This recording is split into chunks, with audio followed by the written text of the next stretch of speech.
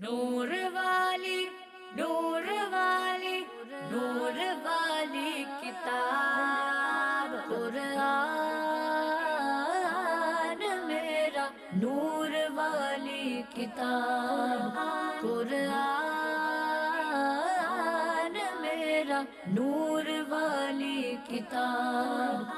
الحمدللہ رب العالمین والصلاة والسلام علی سید المرسلین اما بعد فاعوذ باللہ من الشیطان الرجیم بسم اللہ الرحمن الرحیم.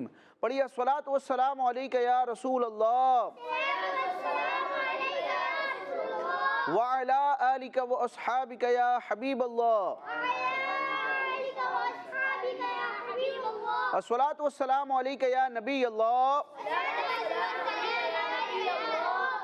وعلی آلکہ و اصحابکہ یا نور اللہ. کڈز مدی چل کے ناظرین اور پیارے پیارے بچوں، پررحم ہے نور والی کتاب. نور والی کتاب سے مراد اللہ پاک کی آخری کتاب جو اللہ پاک نے اپنے آخری نبی کے سینہ اقدس پر نازل فرمائی ہے آخری امت کی ہدایت کے لیے، جس کو کہا جاتا ہے قرآن مجید، قرآن شریف یا قرآن پاک. اور اس کے علاوہ اور بھی اس مبارک کتاب کے نام ہیں. تو قرآن مجید سے متعلق ہمارا یہ بڑا خوبصورت پروگرام ہوتا ہے جس میں مختلف سیگمنٹس ہوتے ہیں، اور چونکہ پروگرام کا نام ہی نور والی کتاب ہے لہٰذا ہر سیگمنٹ میں ہم قرآن سے متعلق، نور قرآن سے متعلق، علم قرآن سے متعلق ہی بات کرتے ہیں. قرآن مجید کی آیات کی تلاوت کی برکتیں بھی پاتے ہیں. کچھ سیگمنٹس ہوتے ہیں مقابلوں پر مشتمل ہوتے ہیں. آج دیکھیں گے کہ آج کے ایپیسوڈ میں کون سا مقابلہ ہونے جا رہا ہے، اور قرآن مجید کی صورتوں کے، آیتوں کے فضائل ہم جانتے ہیں. قرآن مجید میں کن چیزوں کا احکامات کا بیان ہے ان کو بھی ڈسکس کرتے ہیں. تو آپ نے شروع سے آخر تک یہ پروگرام دیکھنا ہے، انشاءاللہ ہمارے علم میں اضافہ ہوگا. لیکن اب بڑھیں گے ہم اپنے اس پروگرام کے پہلے سیگمنٹ کی طرف. بچوں، قرآن مجید کی کسی پیاری سی سورت کی تلاوت ہم سنیں گے، ٹھیک ہے، اس کی برکتیں پائیں گے. قاری صاحب ہمارے ساتھ موجود ہیں، اور اس کے بعد ہم قرآن مجید کو درست انداز میں پڑھنے کے کچھ قواعد اور اصول پر بات کریں گے. سارے اصولوں پر نہیں بلکہ ایک آدھ کوئی بات ہوگی جس کو ہم ٹاپک کا حصہ بنائیں گے. اور اس چھوٹے سے سیگمنٹ کا، پیارے سے سیگمنٹ کا نام ہوگا تجوید کلاس. کیا نام ہوگا ہمارے اس پروگرام نور والی کتاب کے پہلے سیگمنٹ کا نام ہے تجوید کلاس. قرآن میرا نور والی کتاب. ماشاءاللہ، تجوید کلاس سیگمنٹ کا آغاز ہو چکا ہے. دیکھتے ہیں آج ہمارے ساتھ کڈز مدی چل کے کون سے قاری صاحب موجود ہیں. قاری صاحب کیسے ہیں؟ ٹھیک ہیں آپ؟ جی الحمدللہ. آپ کیسے ہیں؟ الحمدللہ. یہ لائسانی ہی. آپ کا نام؟ میرا نام محمد رائق اتاری ہے. محمد رائق اتاری. رائق بھائی، آج کے اس ایپیسوڈ میں آپ قرآن مجید کی کون سی سورت پڑھنے جا رہے ہیں؟ میں سورہ مرسلات کی چند آیت کی تلاوت سناؤں. ماشاءاللہ، سورہ مرسلات بڑا پیارا نام ہے. یہ بتائیے کہ یہ مکی سورت ہے یا مدنی ہے؟ سورہ مرسلات مکی سورت ہے. اور اس کی ٹوٹل آیتیں کتنی ہیں؟ ٹوٹل آیتیں 50 ہیں. اور یہ کون سے پارے میں موجود ہے سورت؟ یہ سورت 29ویں پارے میں. 29ویں، سیکنڈ لاسٹ پارے میں ہے. تو سورہ مرسلات کی چند آیات سے اس سیگمنٹ کا ہم کیا کرنے جا رہے ہیں؟ آغاز. اعوذ باللہ من الشیطان الرجیم. بسم اللہ الرحمن الرحیم. وَإِذَا الرُّسُلُ أُقِّتَتْ لِأَيِّ يَوْمٍ أُجِّلَتْ لِيَوْمِ الْفَصْلِ وَمَا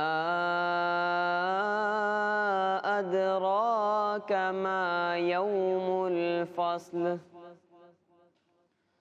وَيْلٌ يَوْمَئِذٍ لِّلْمُكَذِّبِينَ أَلَمْ نُهْلِكِ الْأَوَّلِينَ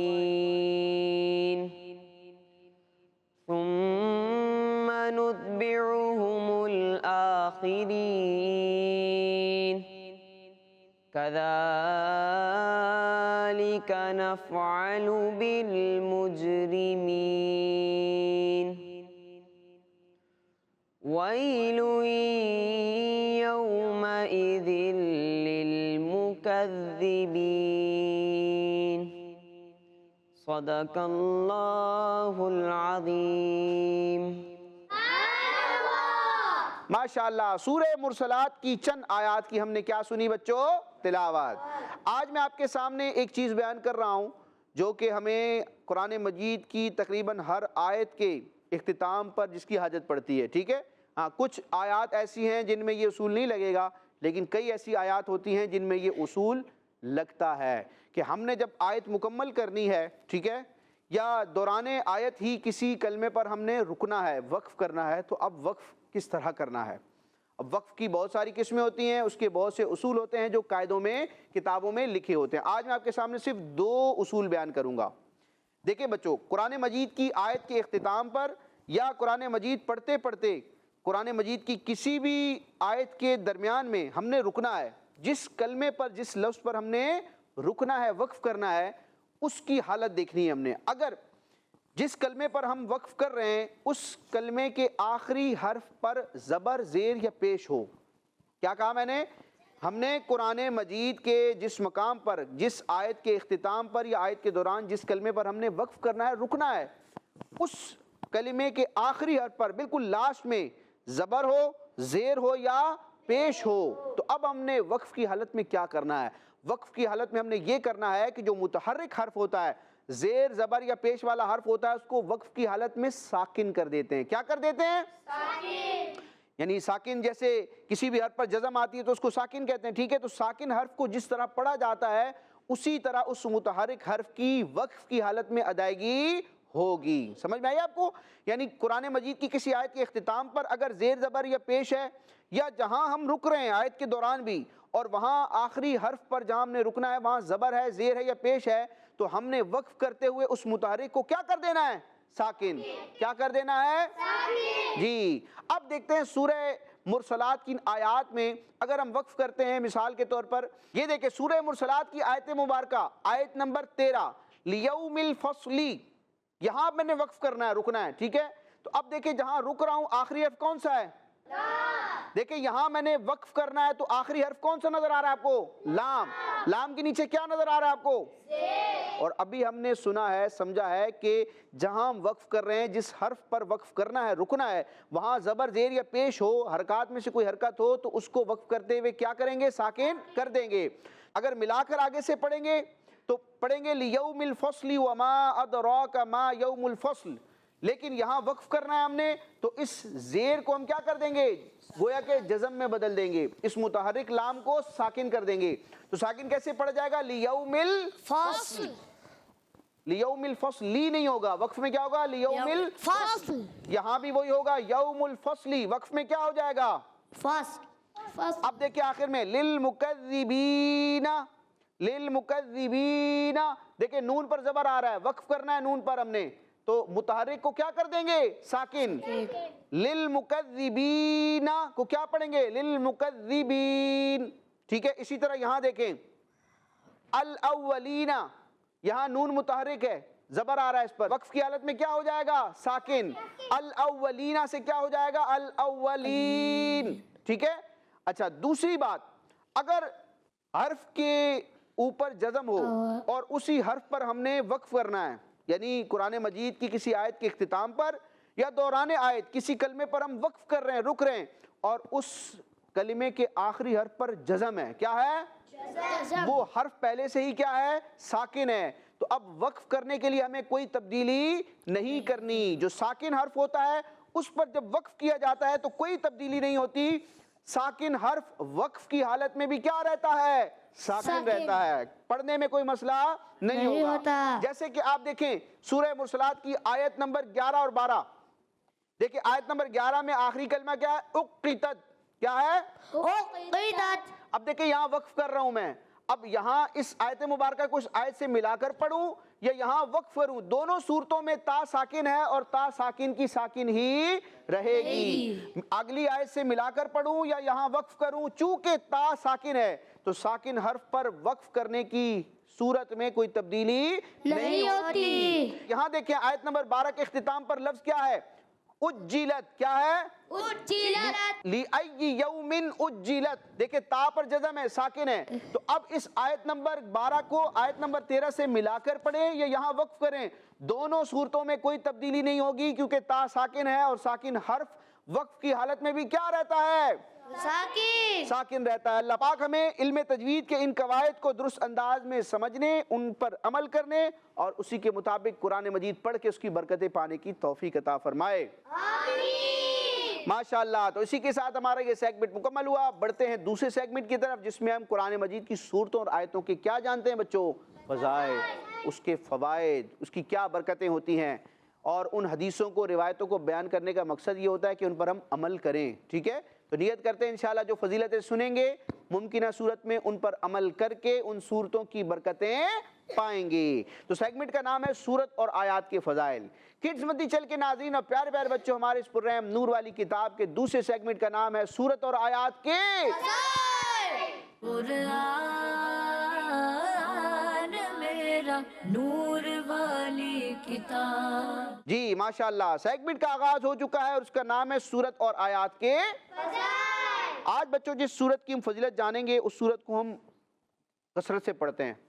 तकरीबन मुसलमानों के बच्चों को वो याद होती है, जिसमें अल्लाह तबारक व तआला की शानों का बयान है, जो कि कुरान मजीद के लास्ट 30वें पारे में है और कुरान मजीद की इख्तितामी सूरतों में उसका शुमार होता है, और उसे कहते हैं सूरह इखलास। क्या कहते हैं? सूरह इखलास। माशाअल्लाह, बड़ी प्यारी सूरत है। इसके बहुत सारे फ़ज़ाइल बयान किए गए हैं, चंद रिवायतें हम सुनते हैं। तो प्यारे प्यारे बच्चों और किड्स मद्दी चल के नाजरीन, जन्नती सहाबी हज़रत मुआज़ बिन अनस रज़ियल्लाहु ताला अन्हु से रिवायत है कि अल्लाह पाक के आखिरी नबी सल्लल्लाहु ताला अलैहि व आलिहि वसल्लम ने इरशाद फरमाया, जो शख्स 10 मरतबा कुल हुवल्लाहु अहद यानी कि सूरह इखलास पढ़ेगा, अल्लाह पाक उसके लिए जन्नत में एक महल बनाएगा। जो शख्स 10 मरतबा सूरह इखलास पढ़ेगा, अल्लाह उसके लिए जन्नत में एक महल बनाएगा, एक बहुत आलीशान मकान बनाएगा। हज़रत उमर बिन ख़त्ताब रज़ियल्लाहु ताला अन्हु ने अर्ज़ की, या रसूल अल्लाह सल्लल्लाहु ताला अलैहि वसल्लम, फिर तो हम इसे बहुत ज़्यादा पढ़ा करेंगे। यानी जब 10 मरतबा सूरह इखलास पढ़ने की बरकत से जन्नत में एक महल मिलेगा तो हम इसको बहुत ज़्यादा मरतबा पढ़ेंगे। ज़्यादा मरतबा पढ़ेंगे तो हमें महल भी ज़्यादा अता किए जाएंगे। तो नबी पाक अलैहिस्सलाम ने इरशाद फरमाया, अल्लाह पाक बहुत ज़्यादा अता फरमाने वाला और पाक है। यानी मतलब ये है कि जितना कसरत से हम सूरह इखलास पढ़ेंगे तो इंशाअल्लाह उसकी तादाद के मुताबिक हर 10 मरतबा सूरह इखलास पढ़ने पर हमें एक जन्नत में महल अता किया जाएगा। अल्लाह पाक हमें तौफीक अता फरमाए सूरह इखलास पढ़ने की। एक और फजीलत सुनते हैं। हदीस पाक में है कि नबी पाक सल्लल्लाहु ताला अलैहि वसल्लम ने एक मरतबा एक शख्स को एक जंग में भेजा, तो वो अपने साथियों की इमामत कराते हुए अपनी किराअत को कुल हुवल्लाहु अहद यानी कि सूरह इखलास पर ख़त्म किया करता था।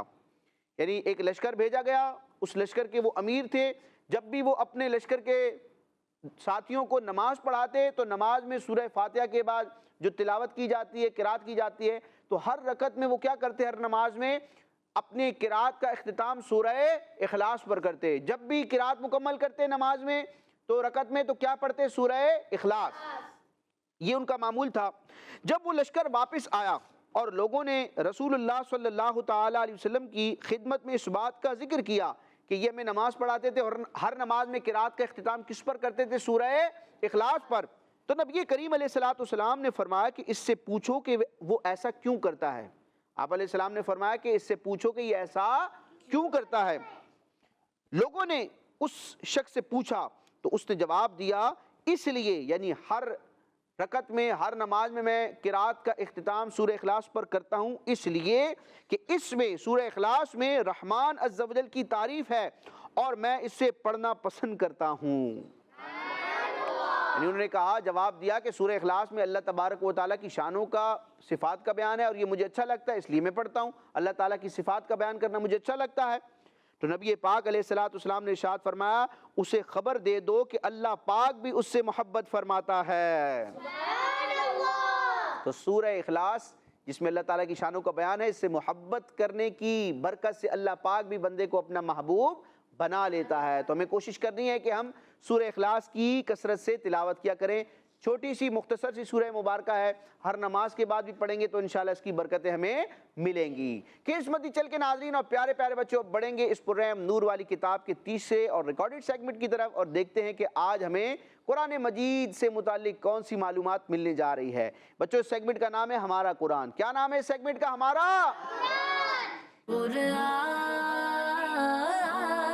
मेरा नूर वाली किताब। प्यारे बच्चों और किड्स मदनी चैनल के नाजरीन, आज हम इस सेगमेंट में ایک ایسے جنتی صحابی کے بارے میں سنیں گے جن کی تعریف خاص طور پر قرآن پاک میں فرمائی گئی ہے، اور وہ صحابی ہیں مسلمانوں کے پہلے خلیفہ حضرت ابو بکر صدیق رضی اللہ عنہ۔ جی پیارے بچوں، قرآن پاک میں آپ رضی اللہ عنہ کی تعریف خاص طور پر فرمائی گئی ہے۔ آئیے پہلے میں آپ کو اس بارے میں 2 آیتیں سناتا ہوں۔ اللہ پاک فرماتا ہے وَسَيُجَنَّبُهَا الْأَتْقَى الَّذِي يُؤْتِي مَالَهُ يَتَزَكَّى، ترجمہ کنز العرفان، اور عن قریب سب سے بڑے پرہیزگار کو اس آگ سے دور رکھا جائے گا جو اپنا مال دیتا ہے تاکہ اسے پاکیزگی ملے۔ پیارے بچوں، مفتی قاسم صاحب نے تفسیر صراط الجنان میں لکھا ہے کہ امام علی بن محمد خازن رحمت اللہ علیہ فرماتے ہیں تمام مفسرین کے نزدیک اس آیت میں سب سے بڑے پرہیزگار سے مراد حضرت ابو بکر صدیق رضی اللہ عنہ ہیں۔ مسلمانوں کے پہلے خلیفہ حضرت ابو بکر صدیق رضی اللہ عنہ کے 6 فضائل۔ نمبر 1، دنیا میں ان سے کوئی گناہ نہیں ہوگا۔ نمبر 2، انہیں جہنم سے بہت دور رکھا جائے گا۔ نمبر 3، جہنم سے دور رکھے جانے میں ان کے لیے جنتی ہونے کی خوشخبری ہے۔ نمبر 4، آپ صلی اللہ علیہ وسلم کی امت میں سب سے بڑے متقی اور پرہیزگار حضرت ابو بکر صدیق رضی اللہ عنہ ہیں۔ نمبر 5، حضرت ابو بکر صدیق رضی اللہ عنہ کے تمام صدقات و خیرات قبول ہیں۔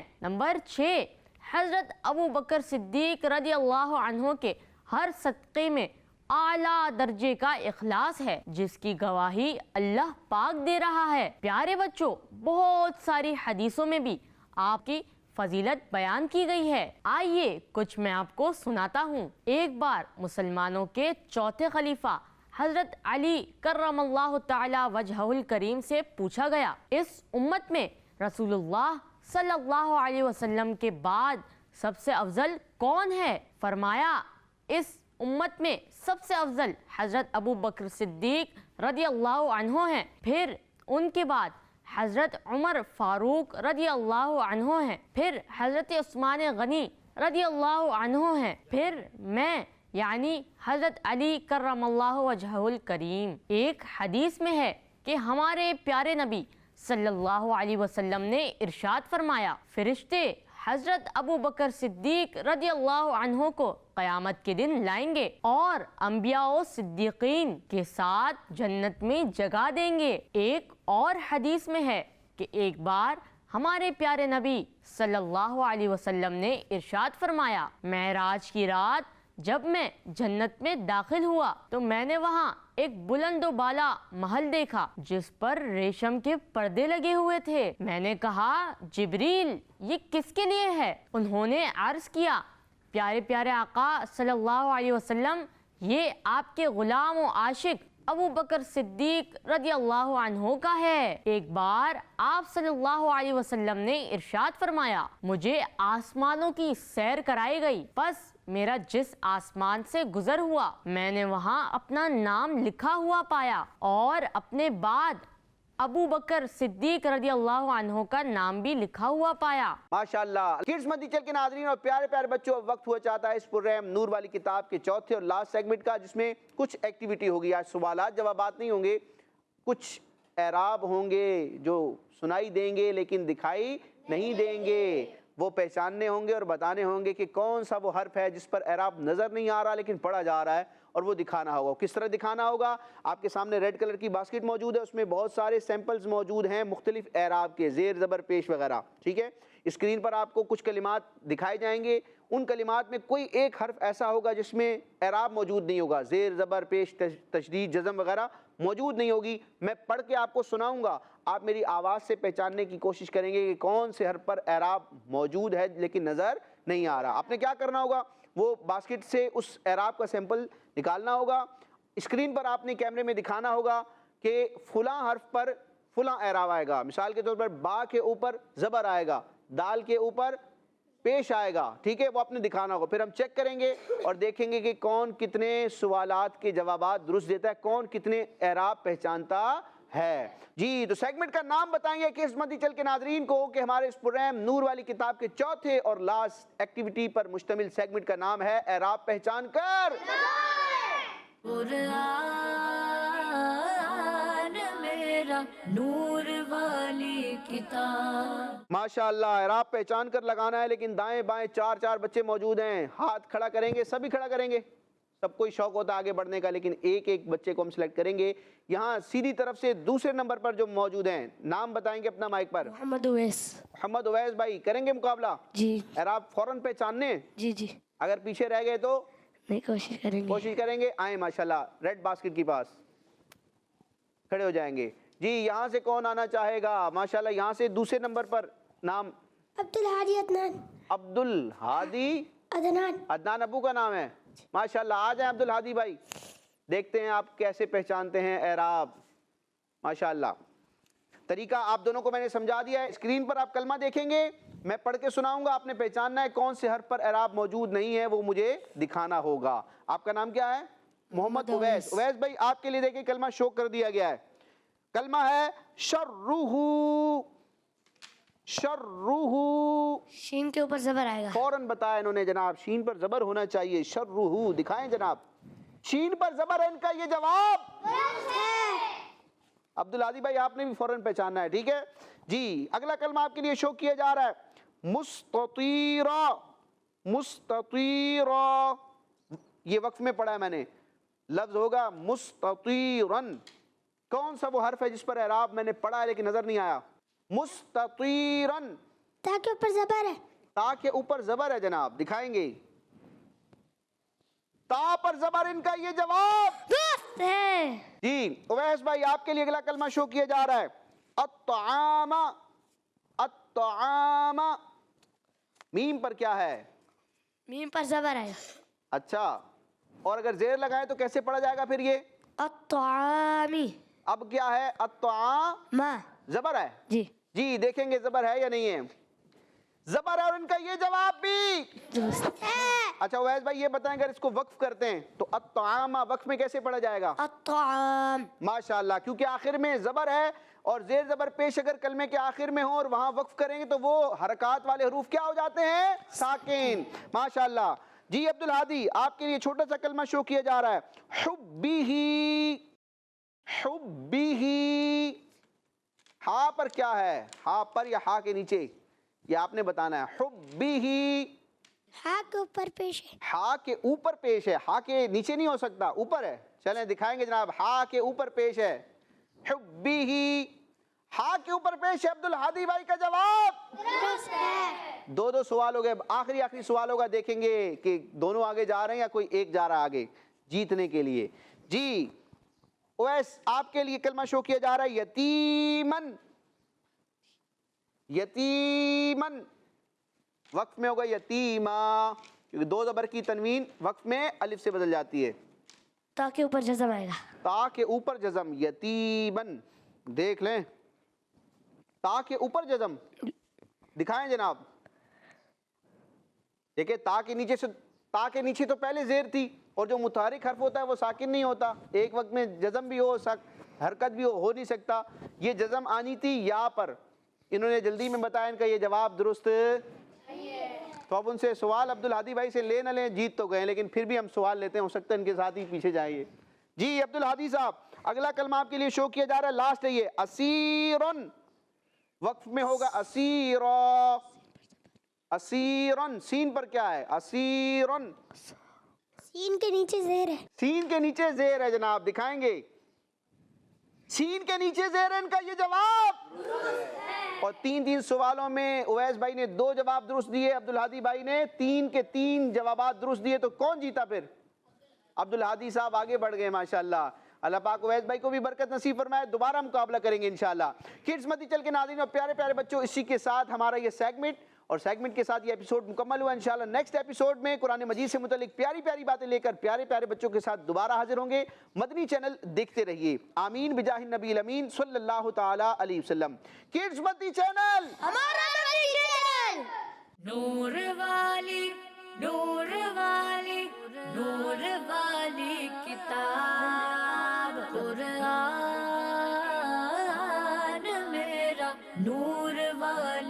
किताब कुरान मेरा नूर वाली किताब। बच्चों का मदनी चैनल आ गया,